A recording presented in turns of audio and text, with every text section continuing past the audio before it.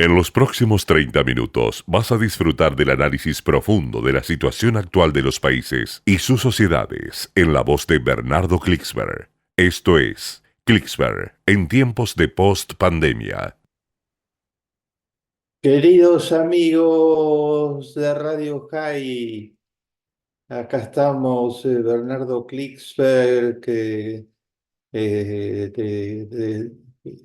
pensando juntos en lo que está sucediendo en este mundo en post-pandemia, post-economía, post-inflación, con muchos interrogantes de todo índole. Estamos en la primera radio judía en idioma español. Estamos en la radio que es posible gracias al pionerismo, la visión hacia adelante, la fuerza de Mickey Sturman, de nuestro querido Miguel, y estamos siempre con el apoyo de Dani Salzman, ese gran comunicador lleno de calidad. Y estamos acompañados de Rocío González, que nos llena de confianza con su calidad de locución, con su tremendo compromiso con Radio High. eh, eh, Rocío es una garantía para todos nosotros. Estamos para conversar y reflexionar sobre varios temas que se imponen. Un signo no es casual de nuestro tiempo, es el inmenso interés que despierta la figura de Franz Kafka. Kafka murió en 1925, ¿no? Estamos cercanos a que se cumpla un siglo de la muerte de Kafka. Murió en 1925, muy joven, a los 40 años de edad. Eh, en medio de la mayor miseria, eh, y hoy es una de las figuras más reverenciadas, buscadas,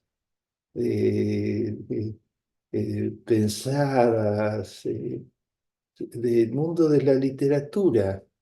Es considerado unánimemente, virtualmente, salvo los xenófobos, gran genio literario, uno de los mayores genios literarios. Un genio literario que vivió solo 40 años porque padecía de tuberculosis y de miseria, ¿no? La vida de Kafka se desarrolló siempre entre estrecheces económicas, una relación muy difícil con su padre, que no estaba para nada interesado en el mundo que eligió como su marco de vida y de dedicación, Franz Kafka, y eh, fue hostil eh, a sus proyectos y a su misma y a todas sus formas de vivir. Kafka eligió un mundo muy complejo, él inventó en realidad un nuevo género de literatura. Cuando hablamos de Kafka no hablamos de un gran autor que escribe sobre temas de interés. No, estamos hablando de algo distinto, hasta sea hay un lenguaje, el kafkiano. Esto es kafkiano, se dice. Esto es digno de Kafka. ¿Qué diría Kafka? Eh, Inventó un lenguaje literario nuevo, poblado de personajes que no existen en otro tipo de literatura que no sea la kafkiana, ¿no? Kafka eh, eligió, trabajaba en lo que podía, ¿no?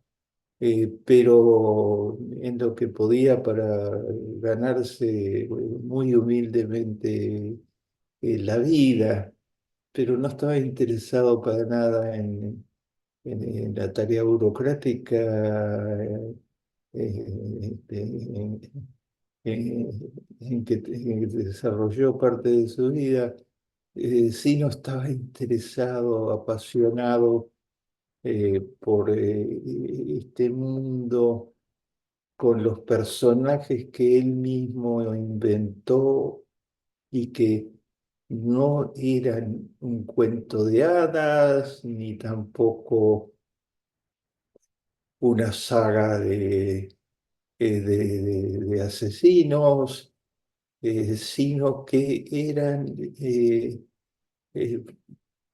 realidades que son parte de la identidad raigal del ser humano.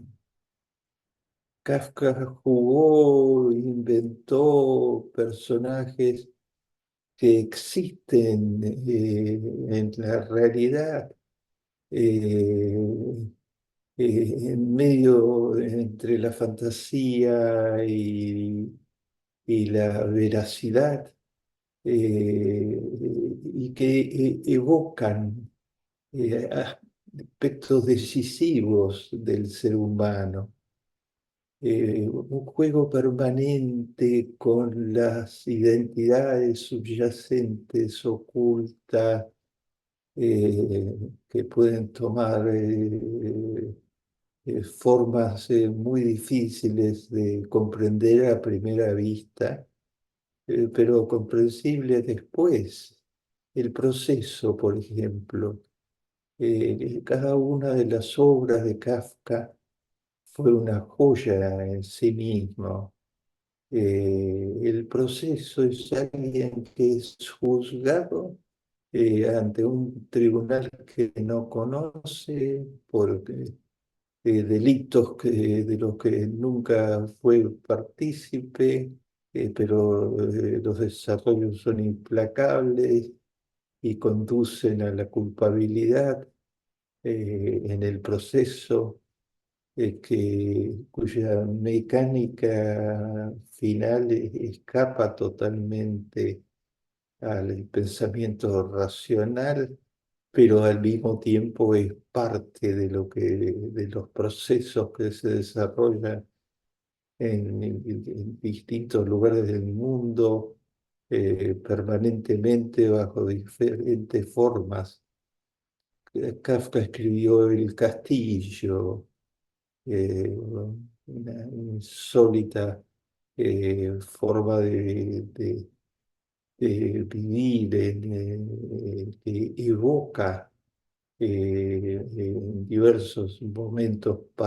Kafka evoca, nacido en una familia judía,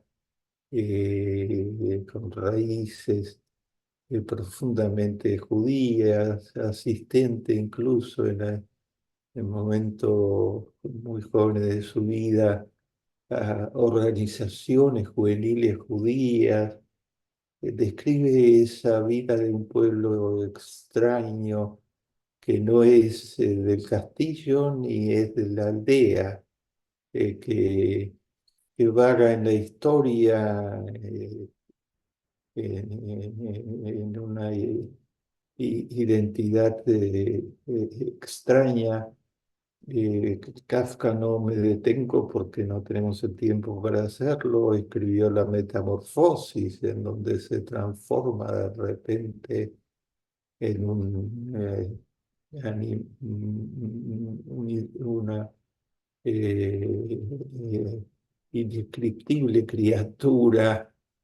Eh, en Kafka hay permanentemente un tema de identidad, quiénes somos, a dónde vamos, cómo vivir la vida.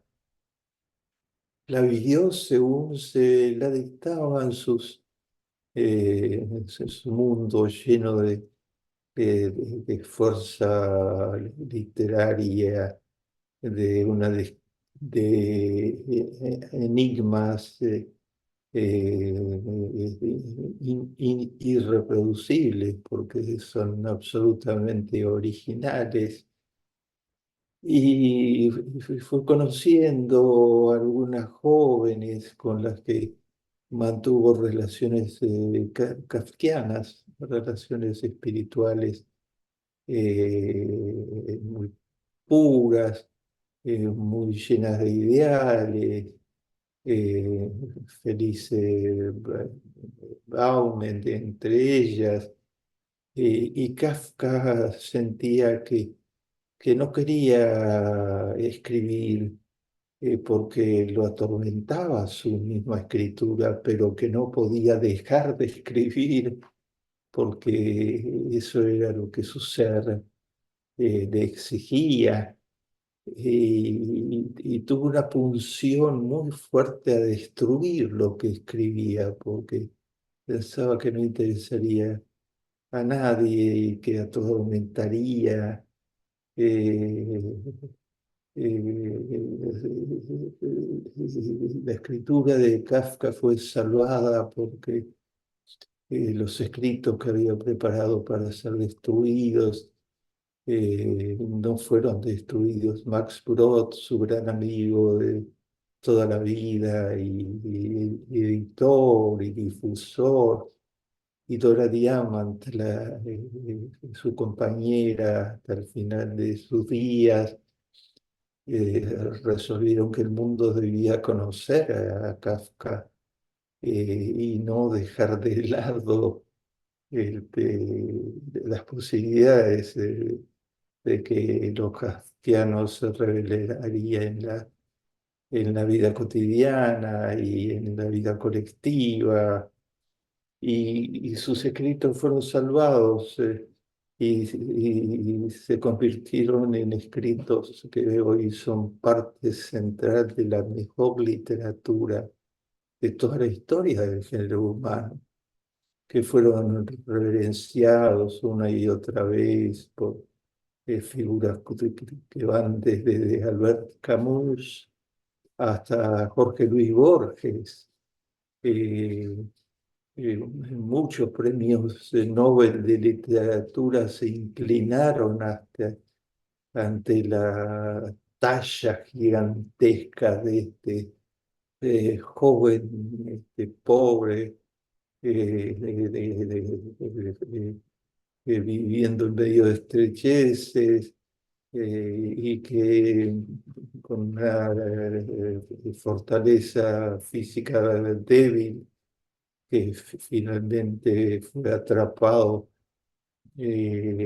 por la tuberculosis y pereció por ese mal. Eh, si Kafka hubiera sobrevivido, habría entrado en una época que habría reconfirmado muchas de sus fantasías y profecías en realidad, en la época del nazismo, la peor de la historia de su pueblo, del pueblo judío y del género humano.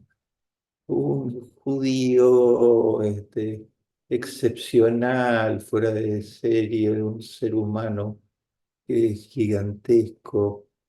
Franz Kafka pertenece a la historia infinita del género humano. Vivimos en tiempos kafkianos realmente, en medio del ataque asesino combinado de un eje del mal animado por los ayatolás de Irán, que quieren destruir al Estado de Israel. Y Israel no es siquiera vecino de ellos, pero han creado una eh, conspiración gigantesca para destruirlo íntegramente. Están trabajando a través de Hamas, de los asesinos de Hamas, que quieren llegar no a simplemente poseer territorios de Israel o partes de Israel, sino destruir el Estado completo, y por eso en esta nueva, en este regreso de la historia, comenzaron asesinando a 1.200 almas judías, secuestrando a otras 250, hiriendo otras muchas más, y todo ello planificado con mucho detalle, con las armas más avanzadas de Irán, una potencia militar en fabricación de drones, de fabricación de misiles, de cohetes de altísima precisión, proveedor de armas de Rusia en esta nueva etapa imperial donde un supuesto emperador, en realidad un dictador feroz, Putin, se trata de apoderar de un país democrático vecino en toda su existencia, Ucrania. El eje del mal está operando a toda marcha, y desde los cohetes que arroja los hutíes para destruir barcos mercantes e inocentes, impedir las rutas comerciales, socavando la existencia de Israel, y hasta los restos del califato que sigue operando en Irak, y otros lugares, y la dictadura malévola de Jesús Hussein en Siria. Todo esto está conjurado contra el Estado de Israel. El Estado de Israel está respondiendo, eh, por un lado, con luchando por la supervivencia que le fue negada por siglos, y construyendo 76 años, cumpliendo 76 años de existencia basada en la espiritualidad, en la construcción, en la ciencia y la tecnología. Los avances israelíes son múltiples. Uno de los primeros países del mundo siendo tan joven y tan, de tamaño tan reducido, esos 9 millones que han logrado crecer en poco tiempo, dar lugar a una importante población árabe y que en su conjunto ocupa un lugar importantísimo en las nuevas tablas de inteligencia artificial que definen el porvenir tecnológico de las naciones. Israel inventa todos los días nuevos desarrollos en inteligencia artificial aplicada a múltiples áreas. Eh, Ahora drones israelíes logran nutrir a las plantas que perecen por falta de polinización de las abejas. Entonces logran, porque las abejas son una de las especies que en esta lucha fenomenal por salvar la naturaleza, una de las especies más amenazadas. Si no hay polinización de las flores y de las plantas, habrá muy fuertes amenazas para la alimentación misma del ser humano. Israel, estas startups de jóvenes llenos de talento científico, inventaron un dron que logra polinizar, que reemplaza la falta de polinización y logra salvar a las abejas. Israel está empeñado en que el sol, desde los comienzos de su existencia, en que el sol sea una fuente de energía. Luchó siempre por esa energía solar no contaminante, no envenenadora. Desde los comienzos del kibutz, la primera víctima de la gran matanza del 7 de octubre, de los asesinos de Hamas, y termina de eh, aprobar medidas que obligan a todos los que construyan casas de cualquier índole a utilizar el sol en las estructuras y en los techados de las casas.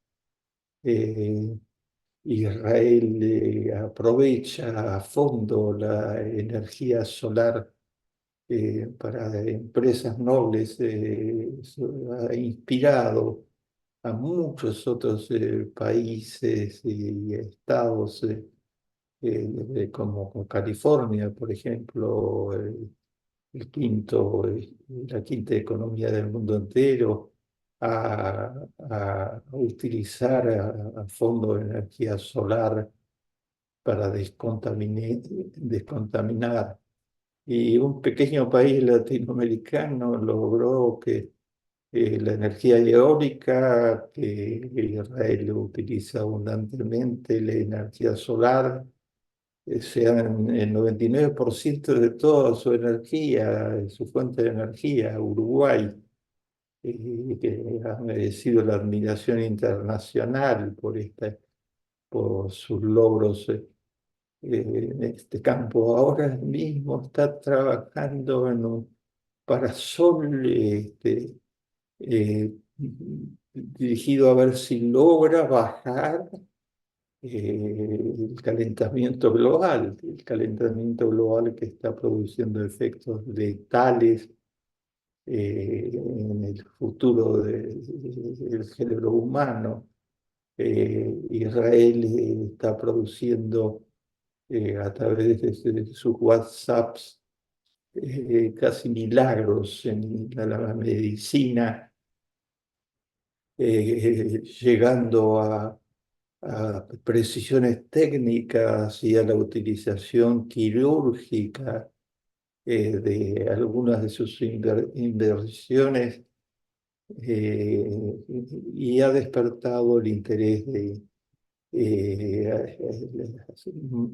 mayores gigantes tecnológicos del mundo que decían invertir, adquirir.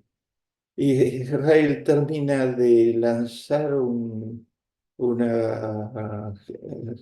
gran programa para atraer a, a- a los más calificados, algunos de los más calificados creadores de inteligencia artificial del mundo. Este pequeño país midiéndose, atrayendo a judíos totalmente notables que son numerosos entre los creadores de inteligencia artificial, a que hagan estadías, enseñen, dejen su huella en la ciencia y la tecnología israelí. Recordemos que esto es lo que quieren destruir Hamas, Irán.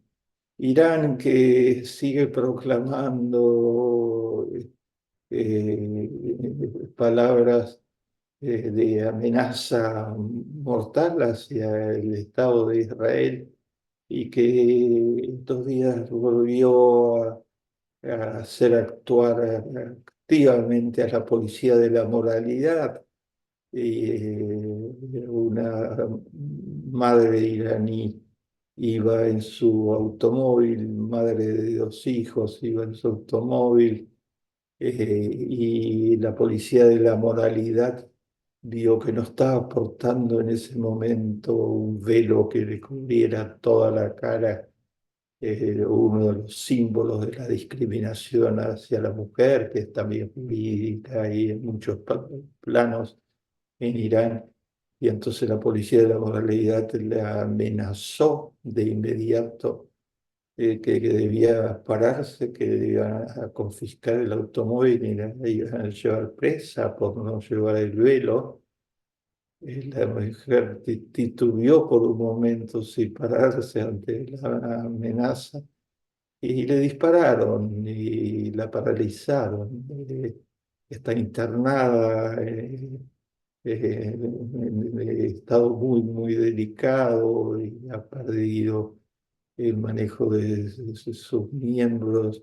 Le salvaron la vida los médicos, pero quedó paralizada, 32 años de edad, una más en la lista de la policía de la moralidad. Israel luchando por salvar el mundo de sí mismo.